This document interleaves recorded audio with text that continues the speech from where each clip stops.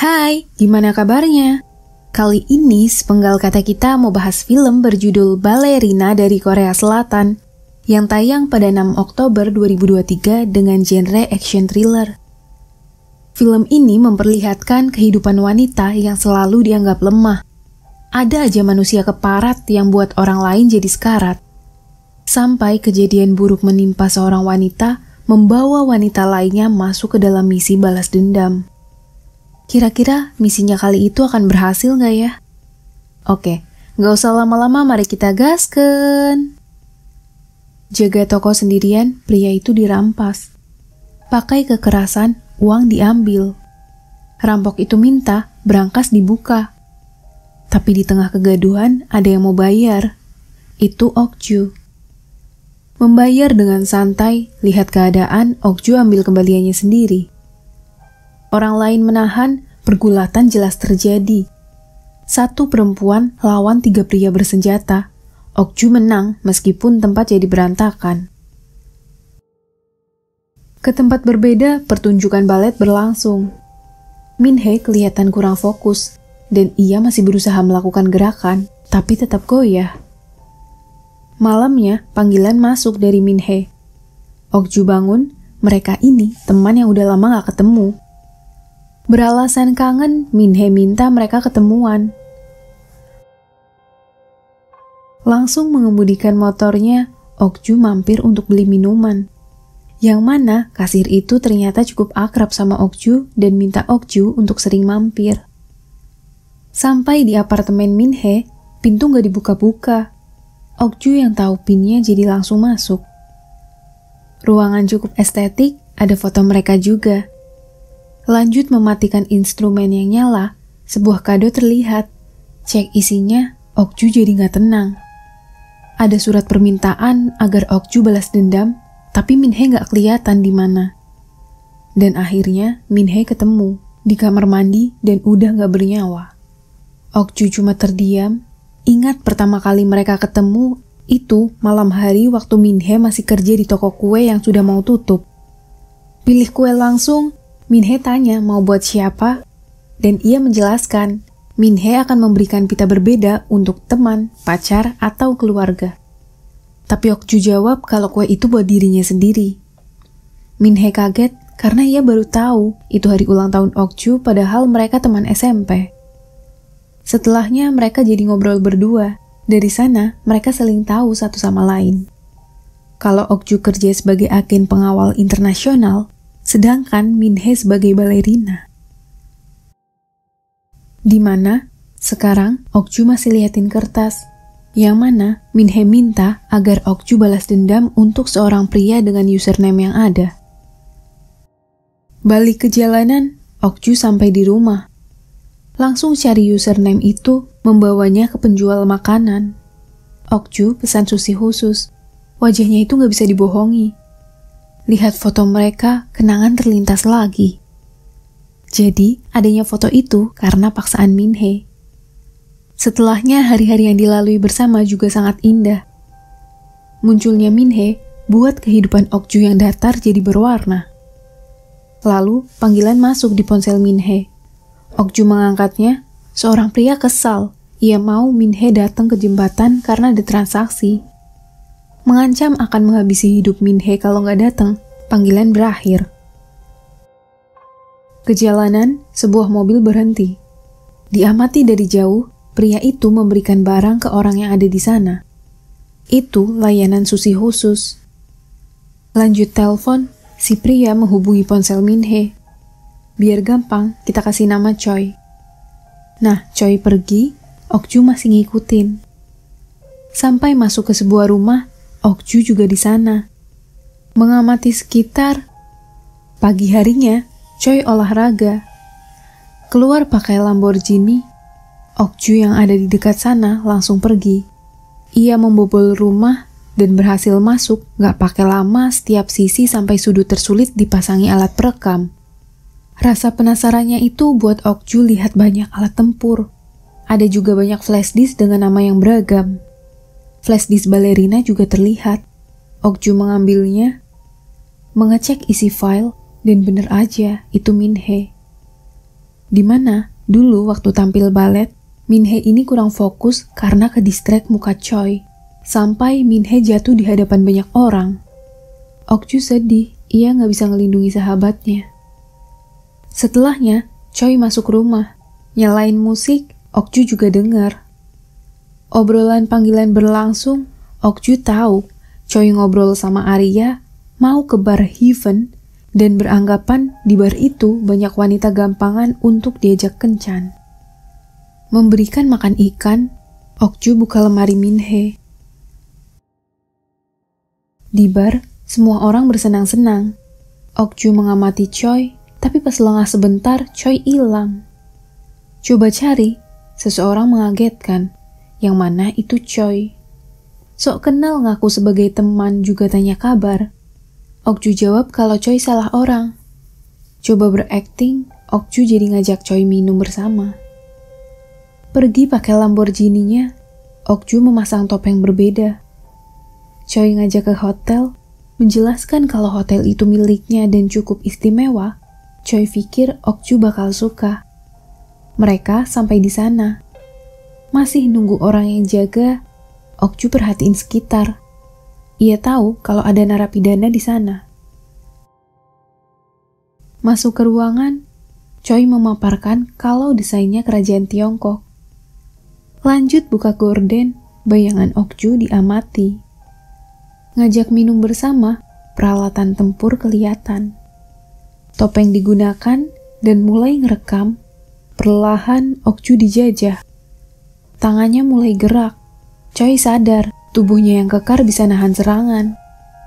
Keributan jelas terdengar, mereka saling lawan. Okju berusaha menikam, tapi badannya yang kekar bisa banting Okju dengan gampang. Di keadaan yang gelap, serangan masih berlanjut. Tangan berhasil dilukai, mau dihabisi, orang lain masuk langsung menembak. Okju jelas menghindar, berlindung di bawah kasur sampai senapan habis. Berhasil keluar ruangan, meski lengannya tertembak. Tapi narapidana hadir, ia mendekat cepat bawa gergaji mesin. Pintu terbuka, Okju selamat. Pergi bareng wanita muda pakai Lamborghini Choi. Ke sisi lain, operasi Choi berlangsung.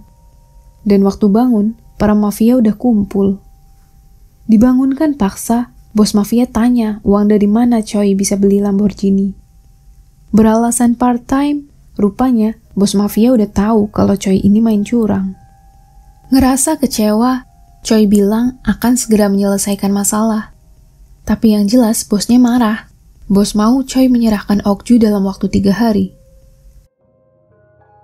Yang mana Okju sama wanita muda. Biar gampang aku panggil Cici aja ya. Oke, mereka pesan makan. Habis itu Cici cerita, setiap perempuan dijadiin budak, di mana video juga dijual belikan di internet. Tapi hal itu gak masalah untuk Cici.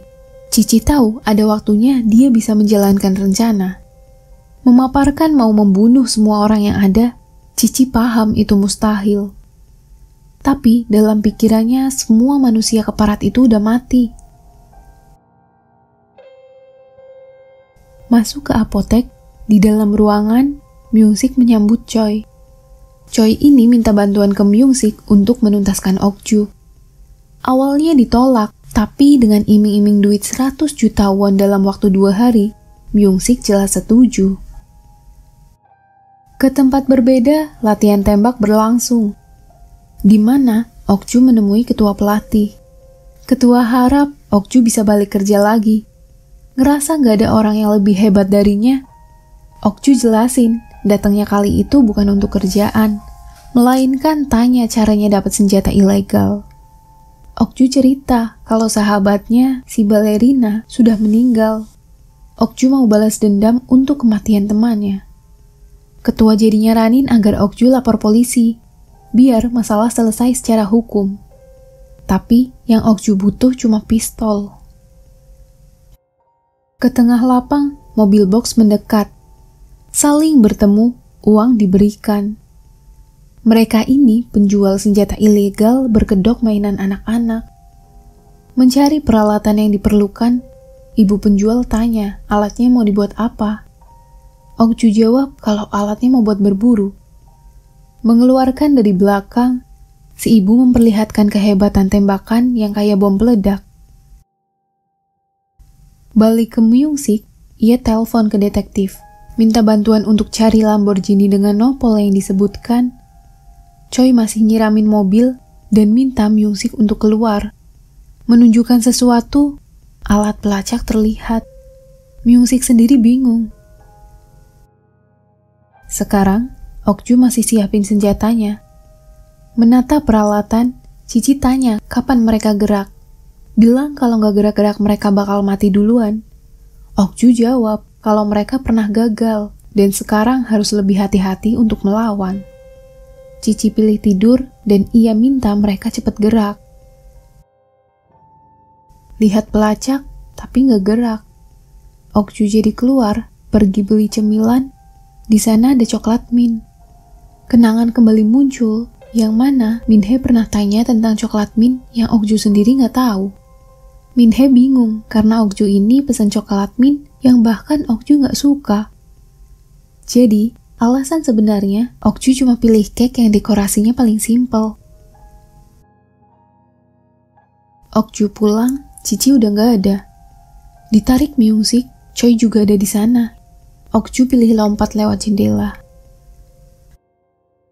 Beralih ke tempat pelatihan kuda, Choi lapor kalau Okju udah mati dan dikubur di pegunungan. Bosnya kesal karena ia minta Okju dibawa ke hadapannya.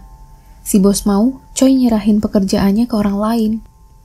Tapi Choi nyangkal, memaparkan kalau jual beli narkoba sama situs dewasanya itu ia lakukan seorang diri tanpa campur tangan perusahaan.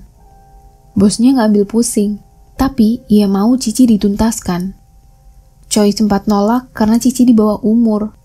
Cuma si bos bilang kalau Sisi saksi matinya Okju. Choi jadi manut, ia akan mengeksekusinya. Masih disiksa, Choi kesal ke Cici yang gak bisa tahan diri. Beranggapan sudah memperlakukannya dengan baik, tapi Cici pergi dan pilih Okju yang baru dilihatnya. Berani natap mata, Choi jadi ambil tongkat, ia menyiksa. Ke hotel, si penjaga lagi teleponan. Bel terdengar, si penjaga keluar. Yang mana kaki narapidana itu hilang satu karena gergaji yang dulu. Narapidana lihat CCTV, ia tahu sesuatu. Keluar bawa kapak, pistol udah dijidat. Tanpa basa-basi, Okju tanya keberadaan Choi, dan narapidana berakhir. Ingat sepatu yang pernah dikasih Minhe waktu Okju ulang tahun dulu, sekarang sepatu itu dipakainya. Pergi ke tempat pelatihan kuda, masuk ke sana, seragam lusuh terlihat. Lanjut jalan, orang dalam lift dihabisi semua. Masuk ke ruangan lain, di sana terlihat ada tanaman ganja, juga operasionalnya.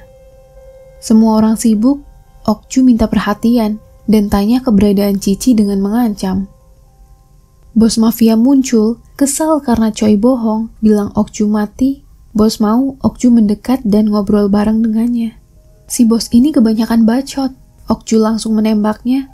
Walau gemetar, Okju masih ngancam.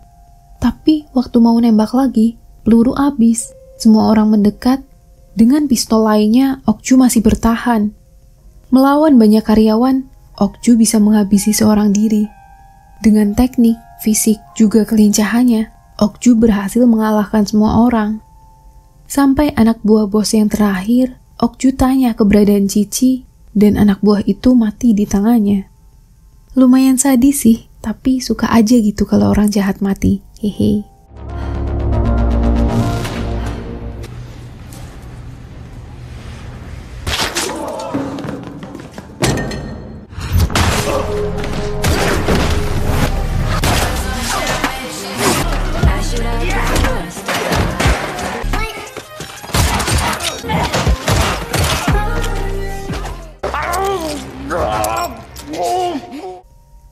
Mobil masuk ke kandang kuda, itu Myung-sik. Lihat keberadaan Okju dan mendekat, di sana ada Cici yang gak berdaya. Kesal lihatnya, mau nembak, tapi Okju malah tertembak. Myung-sik selamat, ia bilang ke Choi akan menghabisi Okju dan minta uang 100 juta won-nya ditransfer. Dengar hal itu, Choi langsung bidik.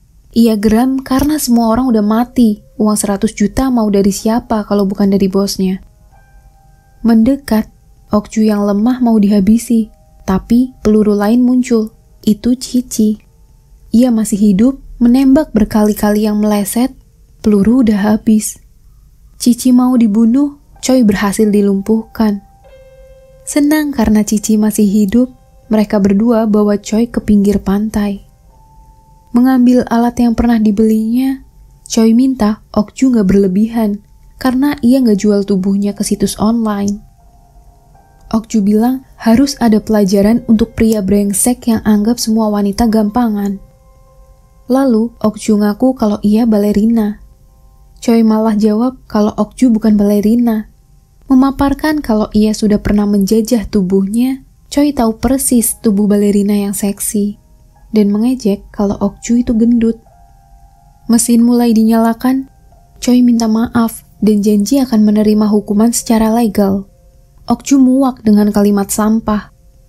Lalu Choi bilang walaupun ia mati, di neraka nanti ia akan terus menyiksa Min-hee, biar Okju tahu kalau Choi selalu menang. Sempat goyah dengan kata-kata itu, tapi akhirnya Okju minta Choi untuk mencoba. Menjelaskan akan terus memburunya di neraka, Okju menuntaskan sampah dunia. Meneteskan air mata, di laut itu bayangan Min-hee kembali muncul. Teringat ucapan Min-hee kalau pantai tempat terbaik untuk Min-hee. Ia harap di kehidupan selanjutnya, Min-hee bisa jadi ikan dan tinggal di laut lepas.